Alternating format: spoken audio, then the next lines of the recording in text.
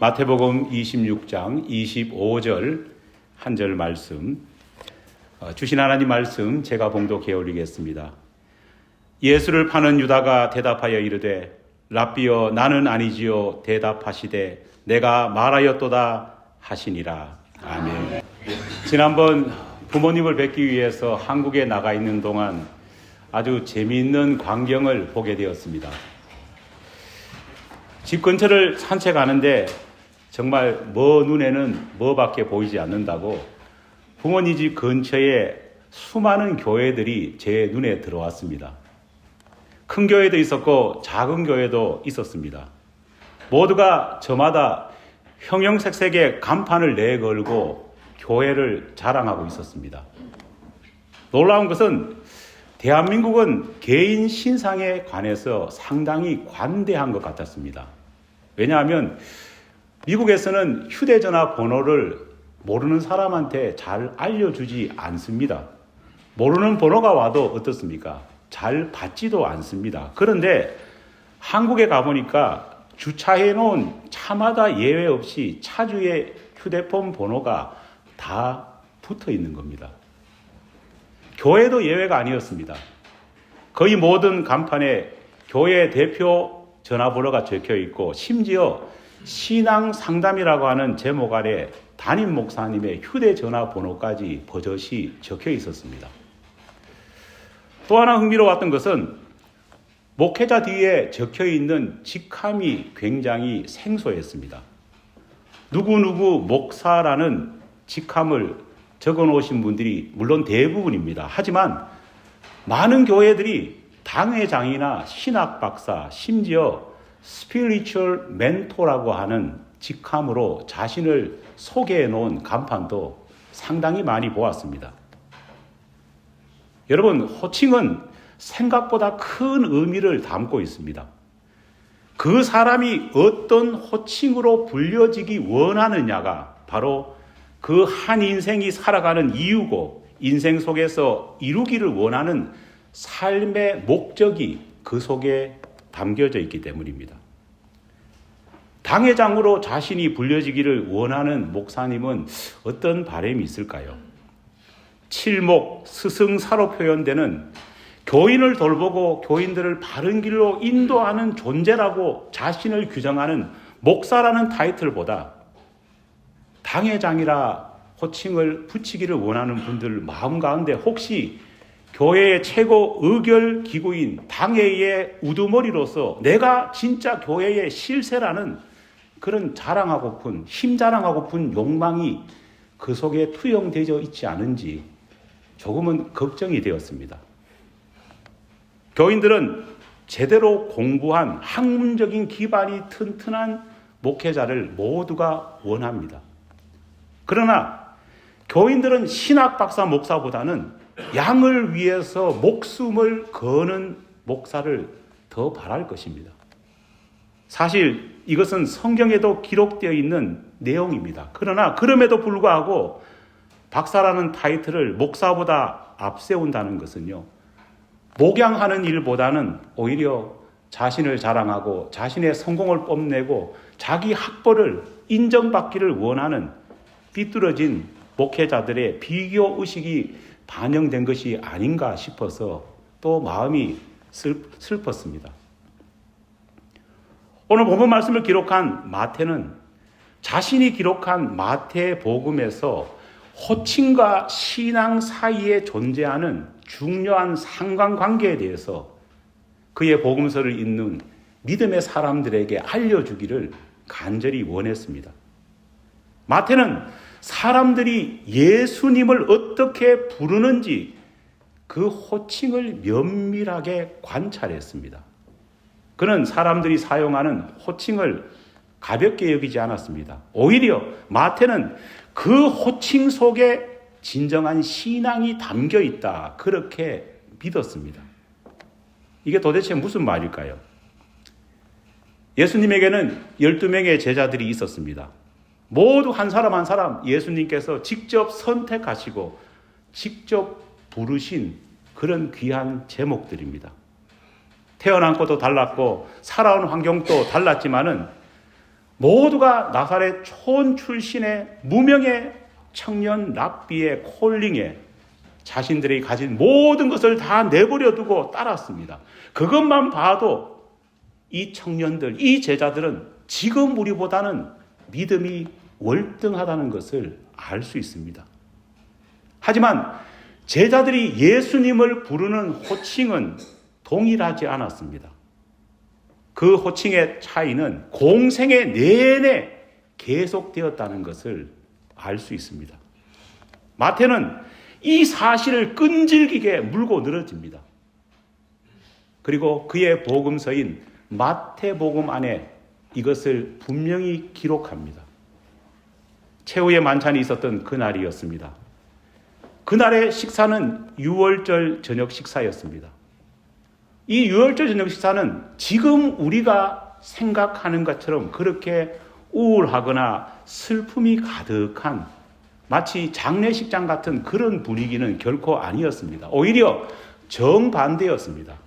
왜냐하면 유월절이라는 것은 이집트의 압제로부터 이스라엘 민족이 해방한 그날을 기념하는 날이기 때문입니다. 자기 민족, 자기 백성들을 해방시킨 하나님의 이름을 찬양하고 기뻐하는 날이 바로 그날이었기 때문입니다. 그들은 유월절 저녁 만찬을 하면서 분명히 기대했을 겁니다. 그 옛날 하나님께서 이스라엘 백성들을 애굽의 압제에서 해방시켜 주셨던 것처럼 지금 로마의 압제 속에서도 하나님이 반드시 자기 백성들을, 자기 민족을 해방시켜 주실 것이다. 그 소망과 그 기대를 안고 모두가 유월절 저녁 식사를 가졌습니다. 그런데 이렇게 화기애애하던 분위기가 예수님께서 하신 한 말씀 때문에, 한마디 때문에 완전히 돌변합니다. 마태복음 26장 21절로 22절 말씀입니다. 그들이 먹을 때에 이르시되 내가 진실로 너희에게 이르노니 너희 중에 한 사람이 나를 팔리라 하시니 그들이 몹시 근심하여 각각 여짜오되 주여 나는 아니지요. 제자들은 예수님의 이 충격적인 선언 앞에 앞다투어서 주님, 제가 배신자가 아니지요. 저는 배신자가 아니지요. 자기 자신을 항변하기 위해서 노력하고 있었습니다. 이때 대부분의 제자들이 예수님을 부르면서 사용했던 호칭이 뭐냐? 마태는 명확하게 기록하고 있습니다. 주님, 헬라어로 큐리오스라고 하는 호칭을 사용했습니다. 특히 마태는 그 장면을 기록하면서 뭐라고 기록하고 있느냐? 그들이 각각 이 주님, 큐리오스라고 하는 호칭을 사용했다고 기록하고 있습니다. 구태여 그들이 그것도 각각 주님이라고 불렀다 말하고 있는 겁니다. 하지만 25절을 보면 오직 한 제자만큼은 그렇게 부르지 않았다고 마태는 명확하게 기록합니다. 마태복음 26장 25절입니다. 예수를 파는 유다가 대답하여 이르되 랍비여 나는 아니지요. 대답하시되 내가 말하였도다 하시니라. 마태는 그 제자를 그냥 유다라 말하지 않고 굳이 꼭 집어서 뭐라고 말합니까? 예수를 파는 유다라 그렇게 기록합니다. 그리고 그가 예수님을 부를 때 사용한 호칭이 주님이 아니라 뭐라고요? 랍비였음을 강조합니다. 랍비여 나는 아니지요. 흥미로운 것은 랍비여 나는 아니지요 라고 말했던 유다의 이 질문에 대해서 가룟 유다를 향해 예수님께서 하셨던 답변이 굉장히 흥미롭습니다. 뭐라고 답변하셨습니까? 내가 말하였도다. 여러분 도대체 뭘 말했다는 겁니까? 유다는 예수님을 향해서 랍비여 나는 아니지요. 그렇다면 예수님은 뭐라고 대답해야 될까요? 둘 중에 하나 아닙니까? 그래, 니는 아니다. 아니면은 네가 바로 그놈이다. 그런데 뜬금없이 예수님께서는 이 질문에 대해 내가 말하였다. 예수님의 응답에는 목적어가 빠져 있습니다. 지난주 보니까 한 집사님이 부인한테 제발 주어를 이야기하라. 여자들은 말할 때 제발 주어를 이야기해 주십시오. 특히 50대 넘은 여자들 제발 주어를 말해 주십시오. 그 이야기를 들으면서 저도 뒤에서 아멘 했습니다. 우리 저도 주어를 말하지 않거든요. 예수님의 이 대답 속에도 뭐가 없느냐? 목적어가 없습니다. 밑도 끝도 없이 내가 말하였도다. 예수님은 사람의 마음을 꿰뚫어 보시는 전능하신 삼위일체 하나님이십니다. 이미 주님께서는 유다가 그렇게 묻는 이유를 훤히 꿰뚫어 보고 계셨습니다. 그런 예수님이라면 유다가 무슨 생각으로 이런 말을 할지 알고 계셨던 겁니다.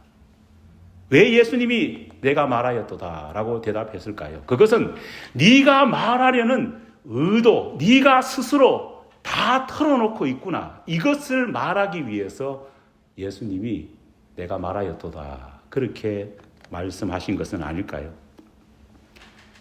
11제자가 예수님을 부를 때 사용한 호칭인 주님이라고 하는 이 호칭은요, 당시에는 노예들이 주인을 부를 때 사용했던 호칭입니다. 반면 가룟 유다가 사용했던 랍비라는 호칭은 보통 일반 사람들이 자신보다 더 나아 보이는 사람을 부를 때 마땅히 부를 단어가 생각나지 않을 때 붙였던 것입니다. 두 단어 모두 격식과 예의를 갖춘 단어가 맞습니다. 하지만은 두 단어 사이에는 엄청난 의미 차이가 있었습니다.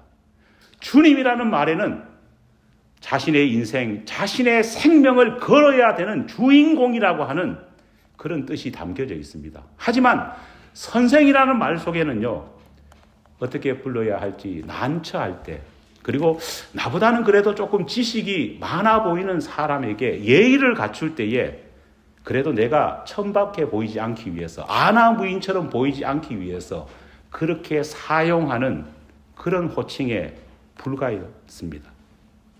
물론 수제자였던 베드로도 예수님을 랍비라고 기록하고 불렀던 적이 있었습니다.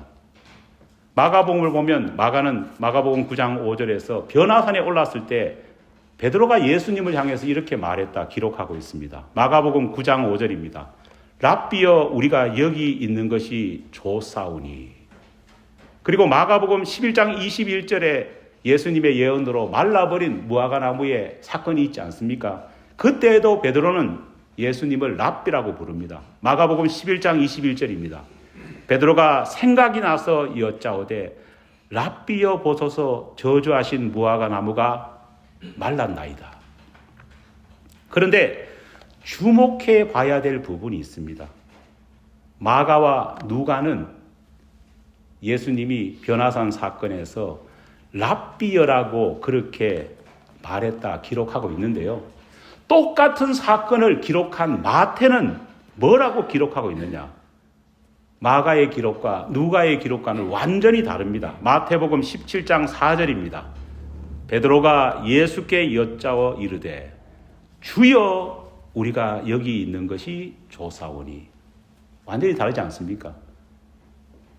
마가와 누가는 랍비여라고 했는데 마태는 주여라고 말하고 있습니다. 똑같은 사건임에도 불구하고 호칭이 다릅니다. 마태는 이 부분을 명확하게 이야기하고 싶었습니다. 여러분, 복음서에서 가장 먼저 쓰여진 책이 어떤 책인 줄 아십니까? 마가복음입니다. 마태는 자신의 복음서를 기록할 때 이미 마가복음이 쓰여진 것을 읽었습니다. 왜 구태여 이 호칭을 바꾸어 놓았을까요? 그것이 잘못되었다 생각하기 때문입니다.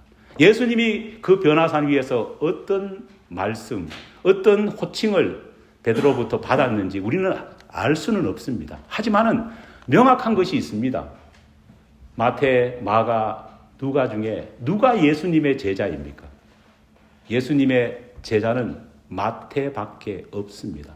그래서 저는 마태의 기록이 더 정확하지 않을까 생각을 해봅니다.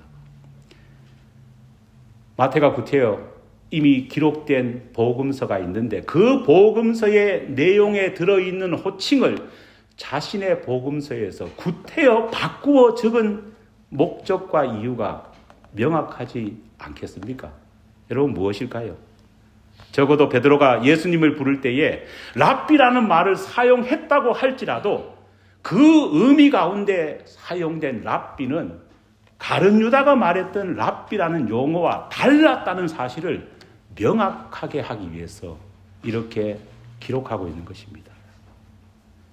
적어도 제 세대까지는만 해도 선생님이라는 말은 굉장히 사용하기에 조심스러운 단어였습니다. 여러분도 그렇지 않습니까? 그런데 제가 이번에 한국 가보니까요, 어디를 가든지 죄다 선생님입니다. 은행에 가니까 행원이 저한테 뭐라고 말하느냐? 선생님이라고 불렀습니다. 선생님, 여기 번호표를 뽑으셔야 되죠.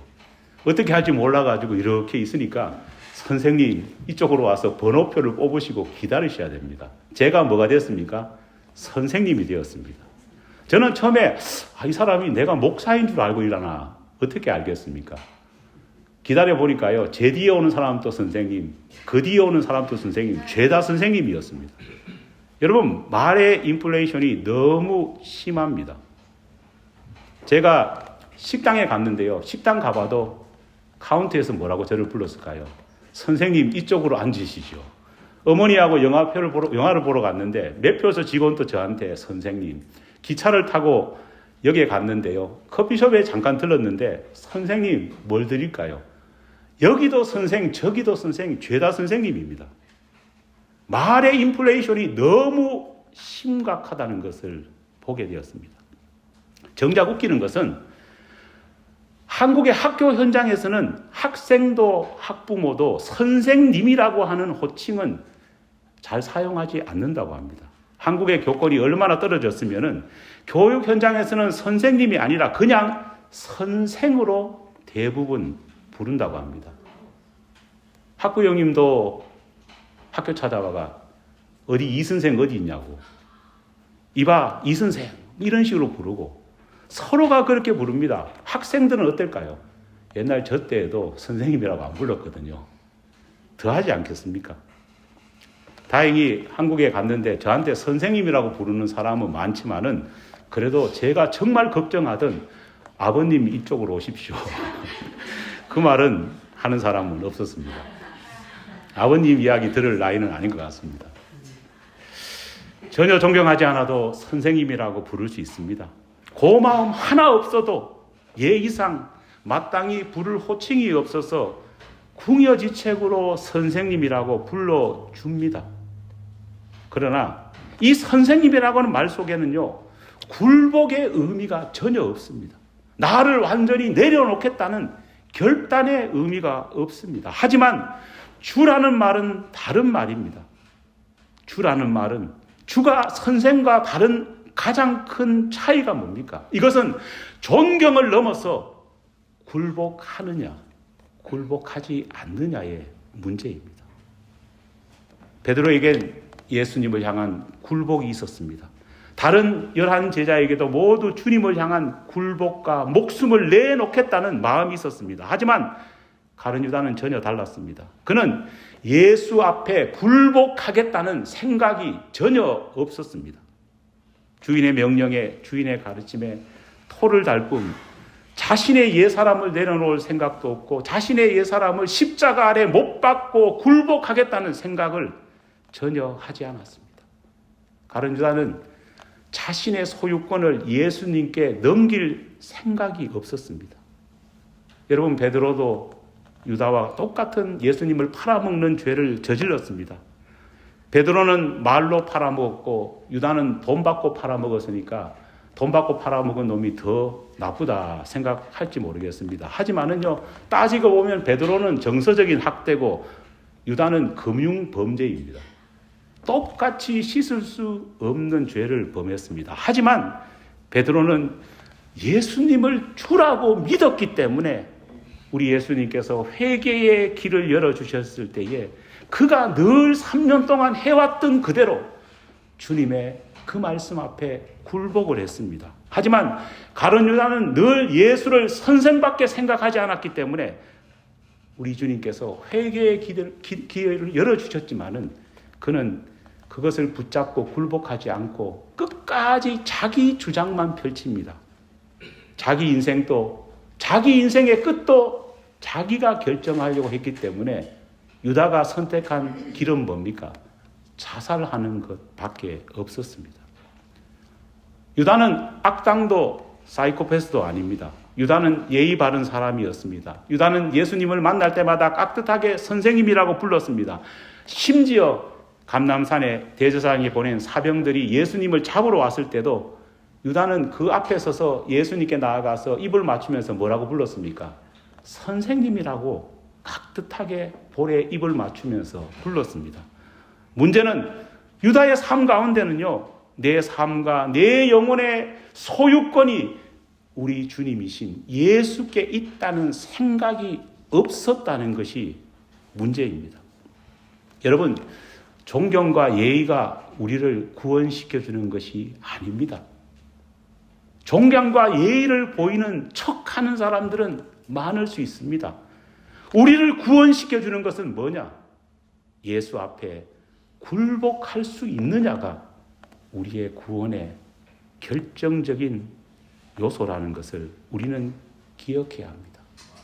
참된 신앙은 말이 아니라 우리 주 예수 그리스도 앞에서 그분이 나를 위해서 주신 그 핏값 앞에서 그분이 몸되게 세우신 이 교회를 향해서 진정 나의 모든 것을 내려놓고 굴복하고 오직 주님만 높아지신다면은 나는 낮아도 아무것도 관계없습니다. 이것을 고백할 수 있는 사람이 진짜 신앙인인 것입니다. 오늘 여러분의 고백 속에서 예수는 누구입니까? 여러분에게 예수님은 주님으로 지금 임재하고 계시고 주님으로 고백하고 있습니까?